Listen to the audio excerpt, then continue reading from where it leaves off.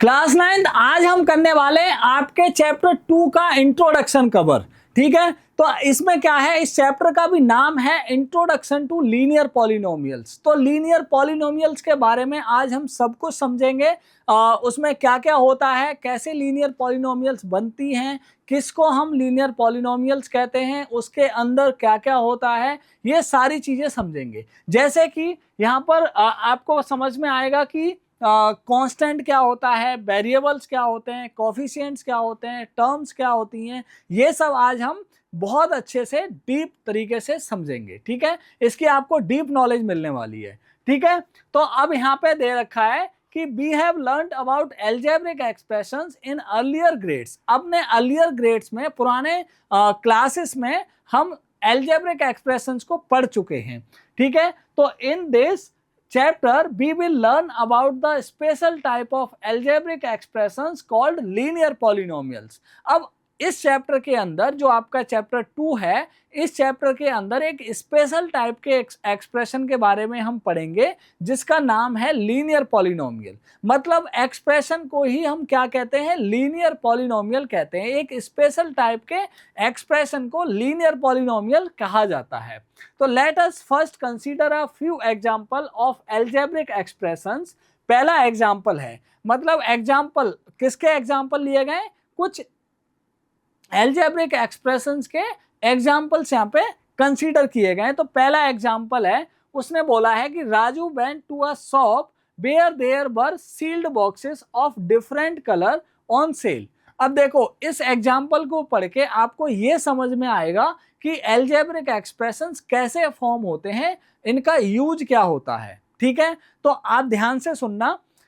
The shop owner told him, मतलब राजू नाम का लड़का एक शॉप पर जाता है, वहां पर सील्ड बॉक्सेस रखे हुए हैं सेल के लिए। ठीक है, जाते हो आप शॉप पर, तो शॉप के बाहर काउंटर पर बहुत सारे बॉक्सेस है ना, बहुत सारी चीजें रखी रहती हैं। तो ऐसे ही वहां पर बॉक्सेस रखे हुए हैं। राजू शॉप पर जाता है, तो जो शॉप ओनर है वो उसे बताता है कि the shop owner told him that the red boxes have 4 pens each and the blue boxes have 5 pencils each. Shop owner बताता है कि जो रेड बॉक्सेस हैं उसके अंदर 4 पेन्स हैं और जो ब्लू बॉक्सेस हैं उसके अंदर 5 पेंसिल्स हैं।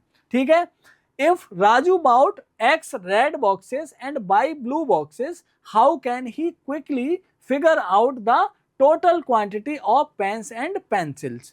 अगर वो एक्स रेड बॉक्स खरीदता है और बाई ब्लू बॉक्स खरीदता है, तो how can he quickly figure out the total number of pens and pencils. तो किस तरीके से वो, अगर उसे फिगर आउट करना हो कि इसमें अगर मैं एक्स बॉक्सेस खरीदता हूँ रेड के और ब्लू बॉक्सेस बाई बॉक्सेस खरीदता हूँ ब्लू के, तो टोटल नंबर ऑफ पेन्स कितने होंगे, कैसे वो मतलब क्विकली फिगर आउट कर सकता है। ठीक है, तो आप कैसे बताओगे। Also if he got 3 extra pens free, तो how many pen and pencils did he get all together.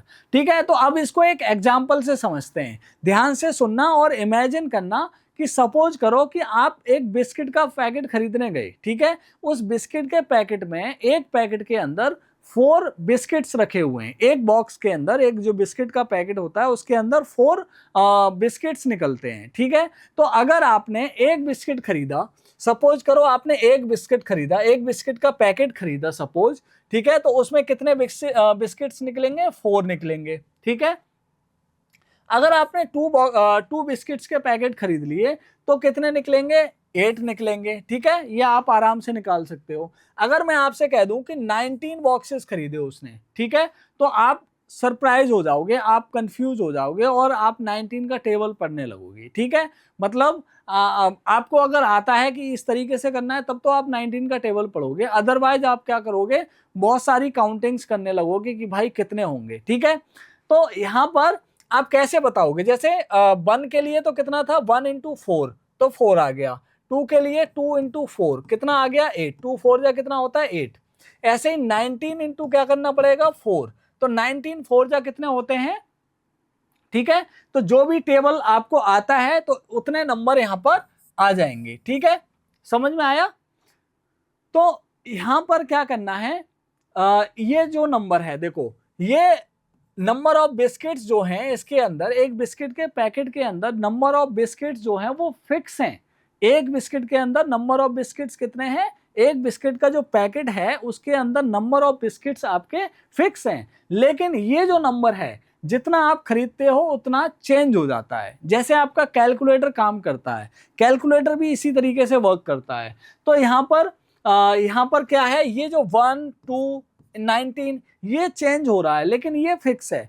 तो आप क्या करते हो, जो चेंज होता है ना, जो वेरी होता है, चेंज मींस, चेंज का दूसरा मतलब होता है वेरी होना। मतलब अगर इंग्लिश का दूसरा आप वो देखोगे सिनोनिम इसका, तो इसका मतलब होता है चेंज मींस होता है वेरी, वेरी करना मतलब बार बार चेंज होना। ठीक है, तो ये जो वेरी कर रहा है उसको हम वेरिएबल कहते हैं और उसी को हम लेट कर लेते हैं एक्स, वाई या फिर जेड। ठीक है, उसी को हम लेटर से डिनोट करते हैं। तो अगर मैं यहाँ पे बात करूं तो ये हमारा एक्स हो जाएगा और ये हो जाएगा 4। ठीक है, समझ में आया? तो इसको हम क्या लिख सकते हैं, x4 लिख सकते हैं या फिर 4x लिख सकते हैं। नॉर्मली हम अपनी मैथ्स में जब भी कोई एक्सप्रेशन लिखते हैं उसमें न्यूमेरिकल वैल्यू पहले लिखते हैं और लेटर्स को बाद में लिखते हैं। ठीक है, तो ऐसे आपने कभी x4 लिखा हुआ नहीं देखा होगा, हमेशा आप 4x ही लिखते हो। ठीक है, तो इसका रीजन भी अगर आपको पता है तो मुझे कमेंट्स में जरूर बताइएगा। ठीक है, तो यहाँ पर क्या हो गया 4x।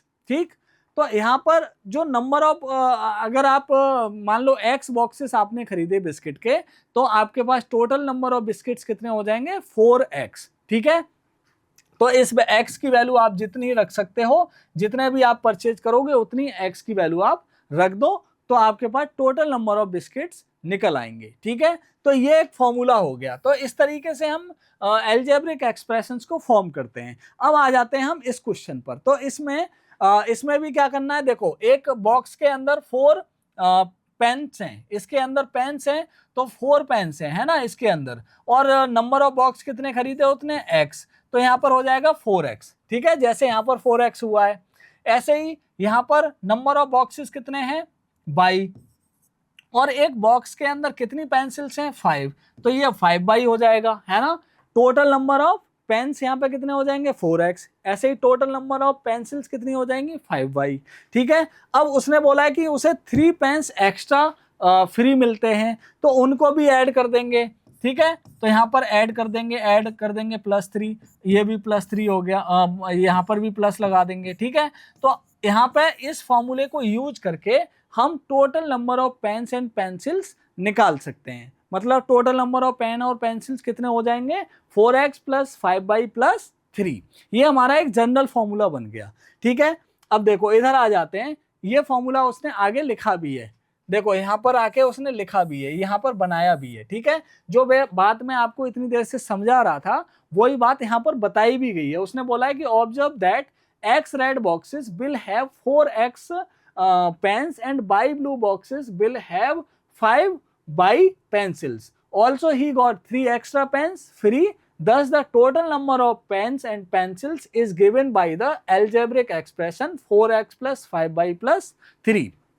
जो हमने अलजेब्रिक एक्सप्रेशन अभी बनाया है वही यहाँ पर उसने भी दिया है। तो इस तरीके से अलजेब्रिक एक्सप्रेशंस बनते हैं। तो आप अपने जब भी कोई शॉपिंग करने जाते हो तो आप ऐसे बना के देखना। ठीक है, तो आपको अच्छा लगेगा और इसी तरीके से आप मैथ्स को सीखोगे। ठीक है, तो in this example 4x, 5y and 3 are terms. अब इसने बोला है, देखो बहुत इंटरेस्टिंग चीज यहाँ पे बताई है, इनको हम टर्म्स कहते हैं। ये जो 4x है ना, 5y है और ये 3 है, मतलब इन सबको ऐड करने के बाद ही आपका क्या बनेगा, total number of pens and pencils आएंगे।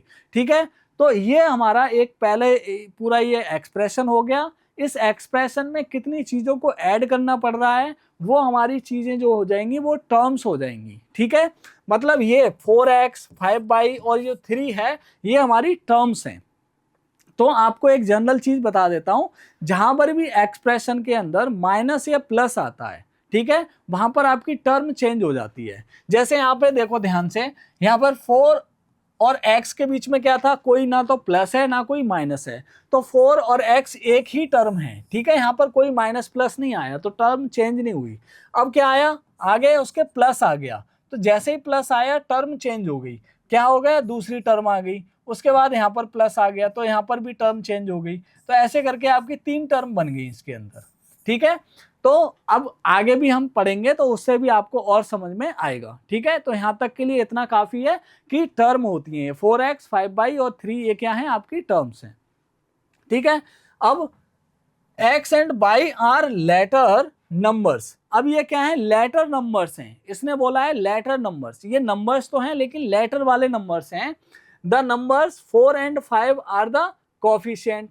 अब ये जो 4 और 5 जो हैं वो हैं इसके कोफिशिएंट, मतलब यहाँ पर दे रखा है 4x, तो इसको 4 को हम क्या कहेंगे, कोफिशिएंट ऑफ x, 5 को क्या कहेंगे, कोफिशिएंट ऑफ y।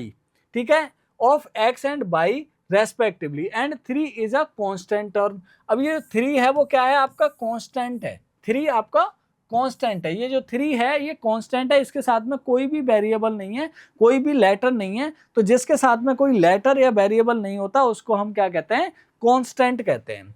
ठीक है, तो from now onward we will use a widely used alternate word for letter numbers. अब एक ऑल्टरनेट वर्ड बनाया गया है, मतलब इसको हम क्या कहते हैं, इसको बार बार इसको हम लेटर नंबर नहीं बोलते, ये जो लेटर नंबर हैं इनको हम लेटर नंबर ना बोल के एक ऑल्टरनेट वर्ड है हमारा, क्या वर्ड है, उसको हम कहते हैं वेरिएबल।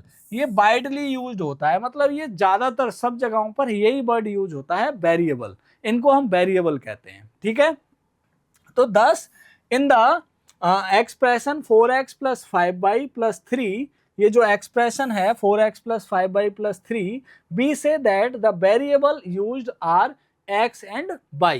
तो इस एक्सप्रेशन के अंदर वेरिएबल जो यूज किए गए हैं वो हैं हमारे x और y, ये वेरिएबल यूज किए गए हैं। तो अब आता है एग्जाम्पल 2। अब एग्जाम्पल 1 आपको समझ में आ गया, उसके अंदर टर्म, कोफिशिएंट, वेरिएबल और कांस्टेंट आपको समझ में आ गया होगा। ठीक है, अब है हमारा एग्जाम्पल 2। एग्जाम्पल 2 में बोला है कि a rectangular garden of length L, ठीक है, ये L है guys, L metres and width W metres has to be fenced. ठीक है, एक रेक्टेंगुलर गार्डन है जिसकी लेंथ L मीटर है और विड्थ W मीटर्स है, उसको फेंस्ड करना है, मतलब उसकी चारों मतलब उसकी बाउंड्री करनी है हमें। ठीक है, तो a wire fence is to be laid along the length, length के अलोंग में हमें एक वायर को फेंस करना है, मतलब वायर के द्वारा फेंस बनानी है उसकी। ठीक है, लेंथ जहां पर उसकी लेंथ है L मीटर, वहां पर उसे वायर की लेंथ, वायर को लेड करना है, मतलब ले डाउन करना है, वहां पर बिछाना है। ओके, तो 100, अब उसकी जो कॉस्ट है, costing 100 per metre, and a wooden fence is to be built along the width costing 80 per meter. Special seeds have to be sown throughout the garden which will cost 50 per square meter. अब एक तो length के along में उसको wire की fence बनानी है और विड्थ के अलोंग में वुड की फेंस बनानी है, लकड़ी की फेंस बनानी है, और पूरे गार्डन के अंदर क्या करना है, सीड्स को, स्पेशल सीड्स को उसके अंदर सो करना है, मतलब गाड़ना है, मतलब वहां पर बखेरना है। ठीक है, तो जो वायर फेंस है उसकी कॉस्ट है 100 पर मीटर, और वुडन की जो फेंस होगी उसकी कॉस्ट है 80 पर मीटर, और जो सीड्स उसमें बिछाए जाएंगे उसकी जो कॉस्ट है वो 50 पर स्क्वायर मीटर है। ठीक है, तो यहाँ पर स्क्वायर मीटर वर्ड यूज किया गया है, ये भी ध्यान रखना। ओके, अब इसके बाद में आगे चलते हैं। अब ये हमारा गार्डन है, इस तरीके का गार्डन है, इसकी जो लेंथ है वो L मीटर्स आपको दिखाई दे रही होगी, और विड्थ वो है वो W मीटर्स है। ये W है तो ये भी W होगी, क्योंकि रेक्टेंगुलर है, तो रेक्टेंगल आप जानते हो, रेक्टेंगल की विड्थ और विड्थ सेम होती है, लेंथ और लेंथ सेम होती है। ये L मीटर है तो ये भी L मीटर होगी। ठीक है, तो लेंथ के अलोंग में आपको वायर की फेंस बनानी है, और जो विड्थ है उसके अलोंग में आपको वुड की फेंस बनानी है। ठीक है, अब और उसके अंदर सीड बखेरने हैं। ओके, अब सबकी कॉस्ट उसने दे रखी है, अब आपको क्या करना है, what will be the total cost incurred. अब कितनी कॉस्ट आएगी, कितना कीमत आपको खर्च करनी पड़ेगी, कितने पैसे आपकी जेब से जाएंगे अगर आप इसको ये सब जो बोला गया है वो करते हो तो, ठीक है। तो सपोज करो आपका एक खेत है और उसके लिए आप ये कर रहे हो, तो आप कैसे कैलकुलेट करोगे ये यहाँ पर सिखाया गया है, ठीक है। तो ध्यान से सुनना। सबसे पहले आपको क्या करना है, cost of wire fencing along the garden length. Garden length की अलोंग में जो कॉस्ट है किसकी, वायर फेंस की जो कॉस्ट है वो कितनी है। तो देखो यहाँ पर 2L लिखा है। 2L क्यों लिखा है, क्योंकि L इधर है और L इधर है, तो L और L कितना हो गया 2L। तो 2L है ना, और कितनी आ रही है 100 पर मीटर आ रही है, तो कितनी हो जाएगी 2L इंटू 100 होगा, ठीक है। 2L इंटू कितना हो जाएगा 100, तो कितना आ जाएगा 200L, ठीक है।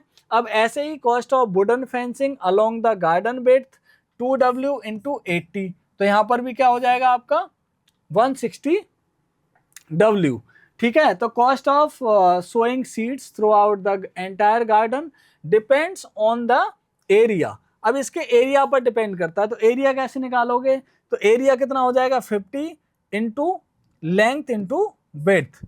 एरिया क्या होता है, एरिया ऑफ रेक्टेंगल आप जानते होगे, फॉर्मूला है ना, 7th में 8th में 6th में आपने खूब अच्छे से पढ़ा होगा। तो रेक्टेंगल के एरिया का फॉर्मूला होता है लेंथ इंटू विड्थ, ठीक है। तो इसलिए उसने कर दिया 50 इंटू एल इंटू डब्ल्यू, तो टोटल कितना हो जाएगा 50LW, ठीक है। तो टोटल कॉस्ट क्या आ जाएगी, देखो 20L 160W और 50LW। देखो यहां से आया आपका 20L, यहां से आया 160W, ठीक है, और यहां से आया आपका 50LW, ठीक है। तो टोटल कॉस्ट क्या हो जाएगी 200L 160W प्लस 50LW, ठीक है, ये कॉस्ट हो गई। तो 200L plus 160W plus 50LW is the algebraic expression for the total cost. अब टोटल कॉस्ट निकालने का, अब मान लो ये तो आपका एक खेत था, अब इसकी डायमेंशंस इतनी थी। अब सपोज करो कोई दूसरा खेत है, वो भी रेक्टेंगुलर है और उसकी डायमेंशन इससे अलग हैं, और वहां पर जो कॉस्ट पड़ रही है वो अलग अलग पड़ रही है। तो आप कैसे उसको कैलकुलेट करोगे, तो उसके लिए एक एल्जेब्रिक एक्सप्रेशन आपके बन के तैयार हो गया। तो ये आपका एल्जेब्रिक एक्सप्रेशन हो गया, समझ में आया। तो इस तरीके से हम एल्जेब्रिक एक्सप्रेशंस को फॉर्म करते हैं। अब यहाँ पर ये वाली एक टर्म हो गई, दूसरी ये टर्म हो गई और तीसरी ये टर्म होगी, तो इसमें 3 टर्म हो गई आपकी इस एक्सप्रेशन के अंदर, ठीक है। अब देखो आगे चलते हैं। आगे उसने बोला है कि थिंक एंड रिफ्लेक्ट, ठीक है, सोचो और बताओ। क्या बताना है, can you identify the term variable coefficients of this algebraic expression. तो जो मैंने आपसे पूछा था वही यहाँ पे पूछा गया है। तो सबसे पहले उसने पूछा है कि टर्म, तो टर्म यहाँ पे 3 है, 1 2 3 टर्म हो गई। वेरिएबल कौन कौन से यूज हुए हैं, तो इसमें एल है ना, डब्ल्यू, और बस 2 वेरिएबल इसके अंदर यूज किए गए हैं, एल और डब्ल्यू, ठीक। इसके बाद में और क्या पूछा है उसने, वेरिएबल हो गया और coefficient of this algebraic expression. तो कोएफिशिएंट क्या होगा, देखो एक तो एल का कोएफिशिएंट हो जाएगा 200, ठीक है, एल का कोएफिशिएंट कितना हो गया 200, डब्ल्यू का कोएफिशिएंट 160, और देखो एल डब्ल्यू दोनों का, एल और डब्ल्यू का कोएफिशिएंट पूछा जाए तो 50 हो जाएगा, ठीक है, एल डब्ल्यू दोनों का। और यहाँ पे एक चीज और समझने वाली है जो आपको शायद कंफ्यूजन हो रही होगी, आप ध्यान से देखो, यहाँ पे लिखा है 50L और W, ठीक है, ये LW लिखा हुआ है 50LW। अब आपसे पूछा जाए कि W का कोएफिशिएंट क्या होगा, तो आप क्या बताओगे। तो यहाँ पे एक समझने वाली बात है, ध्यान से सुनना, और चाहो तो इसे नोट भी कर सकते हो। W का जो कोएफिशिएंट होगा वो 50L होगा, ठीक है। कोएफिशिएंट में वेरिएबल भी आ सकते हैं, ऐसा कुछ भी नहीं होता कि वेरिएबल नहीं आते। तो हमें जस्ट बताना है जिसका कोएफिशिएंट आपसे पूछा जाएगा, आपको ध्यान यहाँ पे ये रखना है कि जिसका भी कोएफिशिएंट पूछा जाएगा उसको डिलीट कर दो, बाकी जो बचेगा वो कोएफिशिएंट हो जाएगा। मतलब हमसे पूछा गया था कि W का कोएफिशिएंट क्या होगा, तो हमने W को डिलीट कर दिया, क्या बचा 50L, तो 50L हो गया W का कोएफिशिएंट। अब पूछा जाए कि L का कोएफिशिएंट क्या होगा, तो L को डिलीट कर दो, क्या बचेगा 50 बचेगा और W बचेगा, तो 50W हो जाएगा आपका L का कोएफिशिएंट, ठीक है।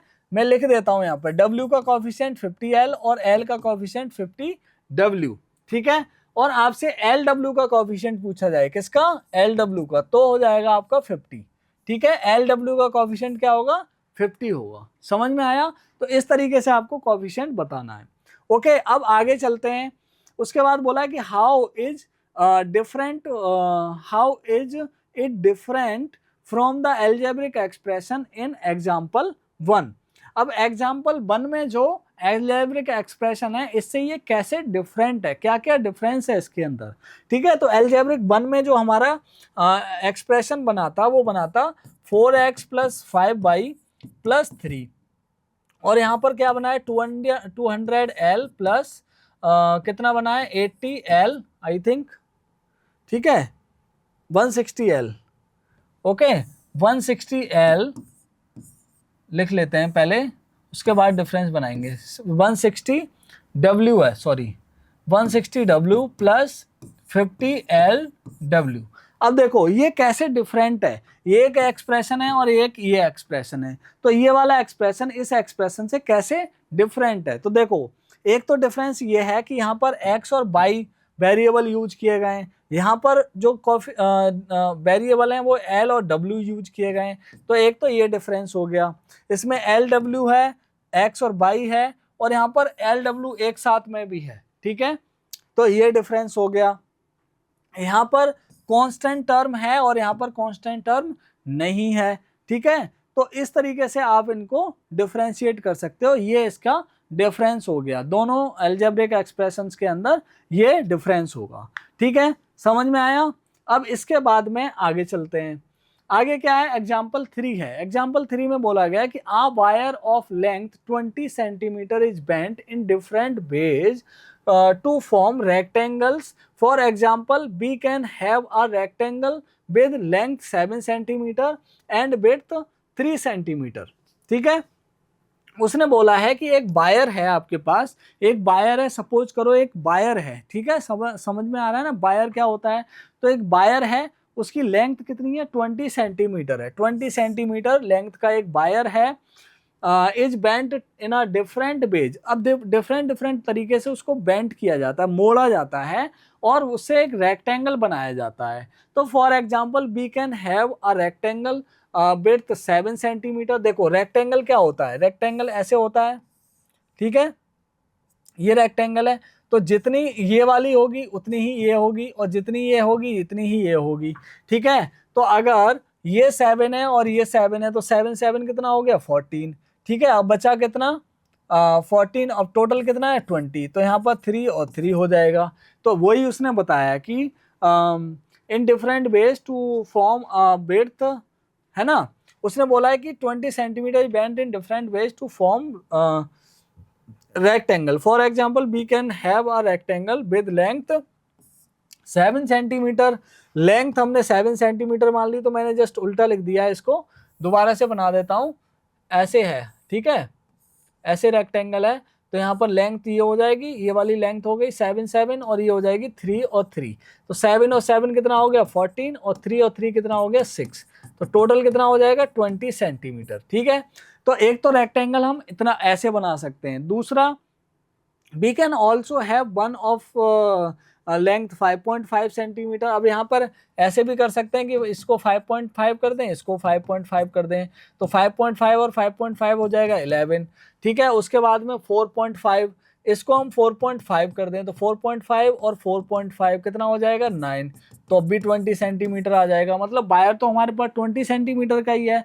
तो हम इस तरीके से इनको बेंड करके, अलग अलग तरीके से बेंड करके वायर को हम रेक्टेंगल फॉर्म कर सकते हैं। तो think of a few more ways to forming such rectangles. अब कुछ और तरीके भी आपको सोचने हैं, दो तो उसने बता दिए, ठीक है, और आपको तीसरा या चौथा, जो भी जितने भी तरीके से आप इसको बेंड कर सकते हो वायर को टू फॉर्म रेक्टेंगल, वो आप बना सकते हो। तो बहुत सारे वेज इसके हो सकते हैं। आपको क्या करना है, लेंथ जितना रखोगे उसका डबल कर दो, और विड्थ जितना रखोगे उसका डबल कर दो।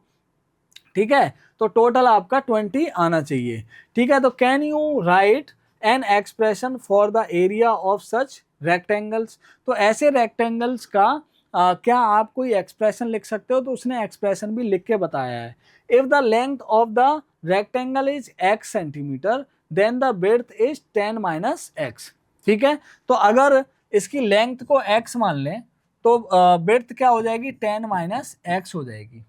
क्यों हो जाएगी, क्योंकि इसका जो एरिया होता है वो क्या होता है, एरिया क्या होता है,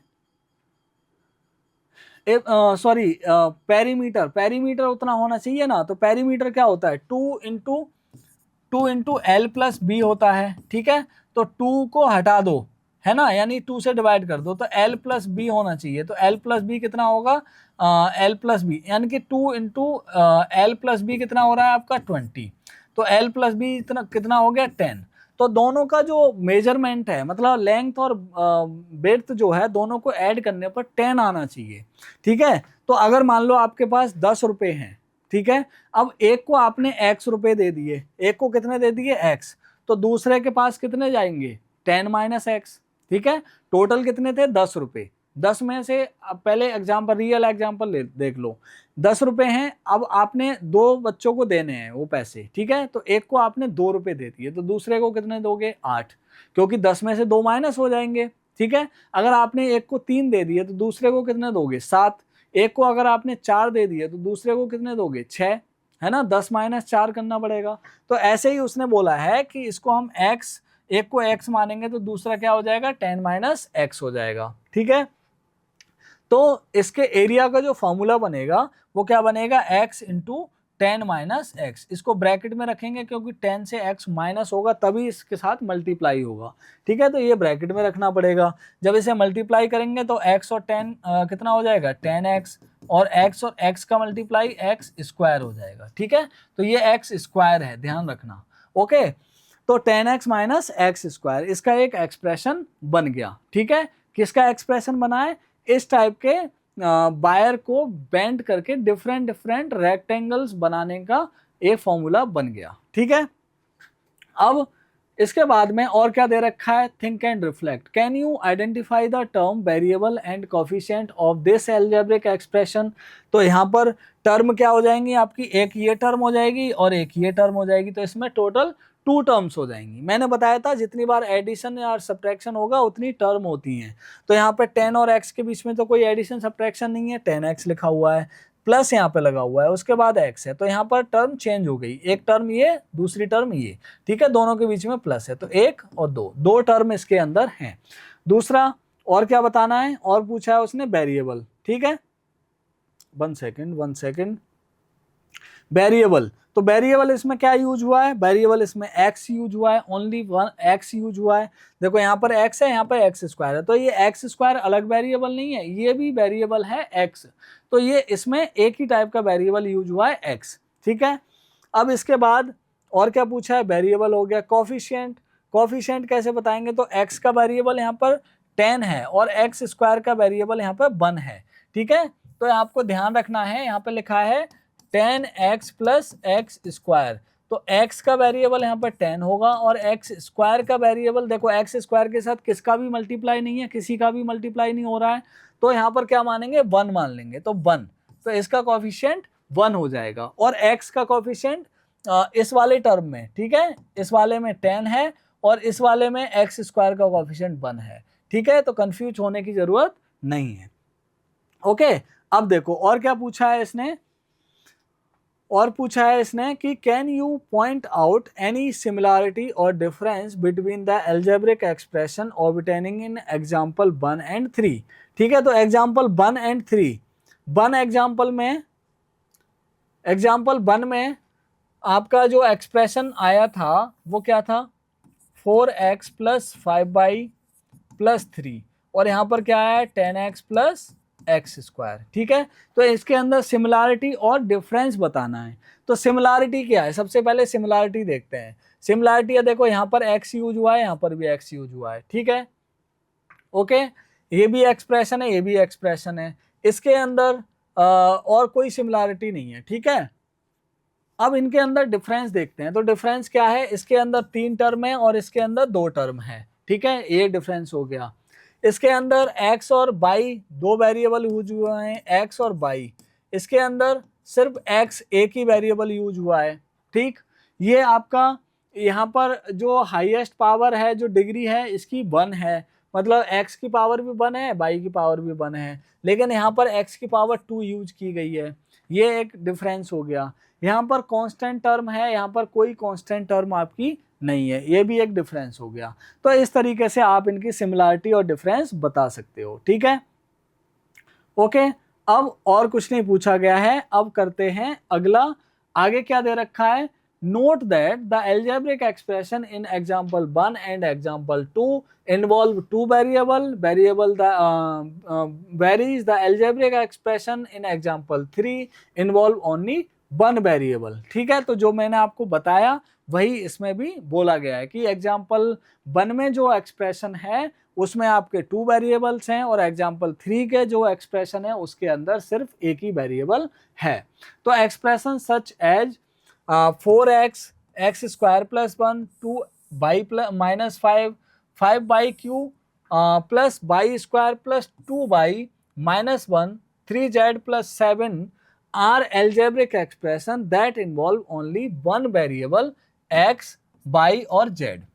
समझ में आया? देखो यहाँ पर 4x है तो इसमें एक ही टाइप का वेरिएबल है, यहाँ पर x स्क्वायर प्लस 1 है, इसमें भी एक ही टाइप का वेरिएबल है जो कि x है ना। लिख देता हूँ, इसका x वेरिएबल है, इसमें भी x वेरिएबल है, इसमें भी एक ही टाइप का वेरिएबल है जो कि y है, इसमें भी एक ही टाइप का वेरिएबल है। देखो यहाँ पे y है, यहाँ पर भी y है, यहाँ पर भी y है, तो यहाँ पर एक ही टाइप का वेरिएबल है। आप इसको y³ और y स्क्वायर को अलग मत समझिएगा, एक ही वेरिएबल है, बस उसकी पावर को चेंज कर दिया गया। यहाँ पर 3 है, यहाँ पर 2 है इसकी पावर, ठीक है।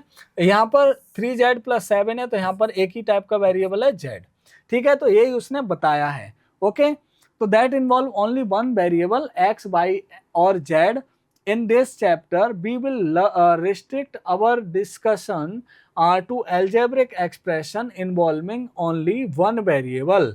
तो उसने बोला है कि इस चैप्टर के अंदर हम सिर्फ उन्हीं एक्सप्रेशंस को पढ़ेंगे जिसके अंदर एक टाइप का ही वेरिएबल होगा, ठीक है। डिफरेंट 2 टाइप के वेरिएबल नहीं होंगे, जैसा कि फर्स्ट एग्जांपल का जो एक्सप्रेशन था उसमें 4x प्लस 5y प्लस 3, इसके अंदर 2 वेरिएबल हैं x और y, ठीक है।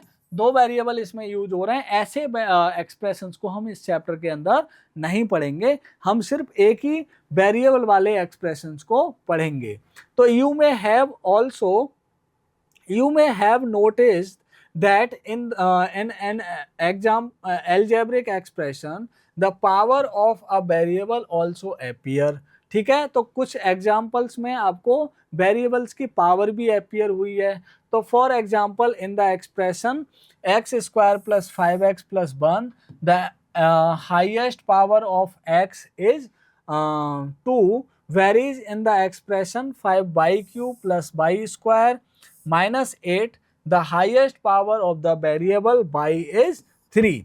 तो further the expression 5y³ plus y square plus 2y minus 1, the coefficient of y³ is the 5, that of y square is 1, that of y is 2 and the constant term is -1।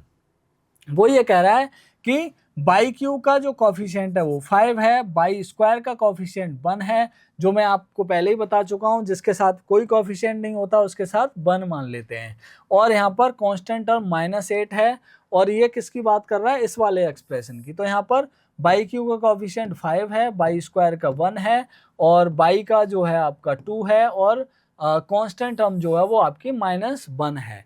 तो such algebraic expression involving one variable and its power are called one variable polynomials, ठीक है, या फिर उनको univariate polynomials भी कहते हैं। या तो इनको यूनिवेरिएट पॉलिनोमियल्स कहेंगे या फिर वन वेरिएबल पॉलिनोमियल्स कहते हैं। मतलब ऐसे वेरिएबल जिसके ऐसे एक्सप्रेशन जिनके अंदर एक ही टाइप का वेरिएबल है, जो कि आपने अभी देखा था, यहाँ पर x वेरिएबल है, यहाँ पर y है, यहाँ पर z है। तो ऐसे वेरिएबल जिसमें एक ही टाइप का वेरिएबल होता है उनको वन वेरिएबल पॉलिनोमियल्स कहते हैं, या फिर यूनिवेरिएट पॉलिनोमियल कहते हैं। या तो यूनिवेरिएट कहेंगे, यूनि मीन्स होता है 1, ठीक है, तो यूनिवेरिएट पॉलिनोमियल्स या फिर वन वेरिएबल पॉलिनोमियल्स कहते हैं। अब इसके बाद और क्या दे रखा है, और व्हेन द कॉन्टेक्स्ट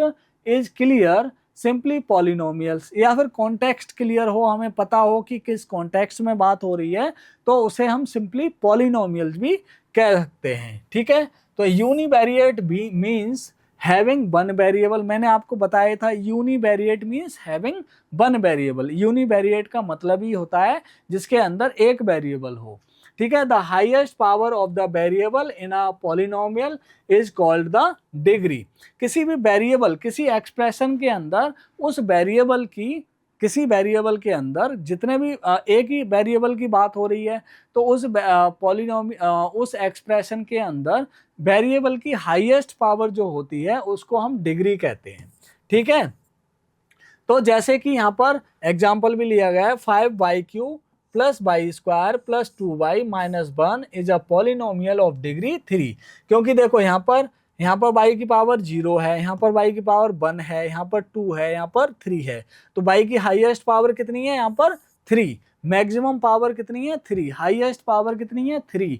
तो इसकी जो पॉलिनोमियल की डिग्री हो जाएगी वो कितनी हो जाएगी, 3। और 3 डिग्री वाली जो पॉलिनोमियल होती है उसको हम क्यूबिक पॉलिनोमियल भी कहते हैं। आपको पता होगा जहाँ पर पावर 3 आती है उसको हम क्यूबिक कहते हैं। ठीक है, तो जिसकी डिग्री 3 होती है, ऐसी पॉलिनोमियल जिसकी डिग्री 3 होगी उसको हम क्यूबिक पॉलिनोमियल के नाम से भी बोलेंगे। ठीक है, उसके बाद उसने बोला है कि x² plus 5x plus 1 is a polynomial of degree 2। क्योंकि यहाँ पर x की जो हाईएस्ट पावर है वो कितनी है, 2 है, तो इसकी डिग्री कितनी होगी, 2।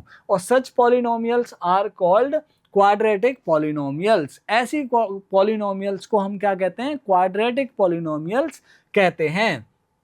3z plus 7 is a polynomial of degree 1। देखो यहाँ पर z की पावर कितनी है, हाईएस्ट 1 है, मतलब देखो यहाँ पे 0 पावर नहीं है, z है, z के ऊपर कितनी पावर है, 1। तो 1 पावर को हम लिखते नहीं है, अंडरस्टूड होता है ये, तो इसमें z की पावर कितनी है, 1। तो पॉलिनोमियल की डिग्री कितनी हो गई, 1। तो such polynomials are called linear polynomial. इनको हम लीनियर पॉलिनोमियल कहते हैं। तो डिग्री 1 वाली को लीनियर, 2 वाली को क्वाड्रेटिक और 3 वाली को क्यूबिक के नाम से बोला जाता है। तो the constant 8 is a polynomial of degree 0। अगर हम यहाँ पे 8 लिख दें ओनली इस तरीके से, तो ये हो जाएगा 0 डिग्री वाला पॉलिनोमियल, क्योंकि इसमें कोई भी वेरिएबल नहीं है। तो वेरिएबल नहीं है यानी कि उस वेरिएबल की पावर क्या है, 0। ठीक है, उसकी पावर है ही नहीं। ठीक है, मतलब वो है ही नहीं। ठीक है, तो यहाँ पर अगर कांस्टेंट पॉलिनोमियल, इसको हम क्या कहेंगे, कांस्टेंट पॉलिनोमियल भी कहेंगे। तो इस कांस्टेंट पॉलिनोमियल की डिग्री कितनी होगी, 0, as it can be written as 8x raise to the power 0। देखो उसने लिख के भी बताया है, मतलब 8 को हम 8x raise to the power 0, या फिर 8y raise to the power 0, या फिर 8 z raise to the power 0 भी लिख सकते हैं। मतलब x y z p q r s कोई भी वेरिएबल हो सकता है, उसकी पावर हम क्या लिख देंगे, 0। समझ में आया, तो इसको हम 0 डिग्री पॉलिनोमियल कहेंगे। ठीक है, in the which the power of the variable x is 0, such polynomials are called constant polynomial. क्या कहेंगे, 0 डिग्री पॉलिनोमियल, या फिर इसको कांस्टेंट पॉलिनोमियल भी कहा जाएगा। ठीक है, तो आपको आई होप सब कुछ समझ में आया होगा।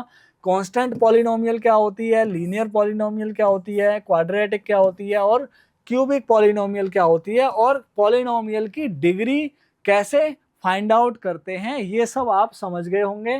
ठीक है, तो बस अगर आपने इस वीडियो को शुरू से एंड तक देख लिया है तो आपको कभी भी किसी भी क्वेश्चन में कोई कंफ्यूजन नहीं होगी, ये मेरा प्रॉमिस है आपसे। ठीक है, तो इसी तरीके से वीडियोज को देखते रहिए और कमेंट्स में बताते रहिए कि आपको कैसा फील हो रहा है, वीडियोज आपको कैसी लग रही हैं। ठीक है, मिलते हैं अगली वीडियो में अगले क्वेश्चंस के साथ में, तब तक के लिए थैंक यू, बाय बाय।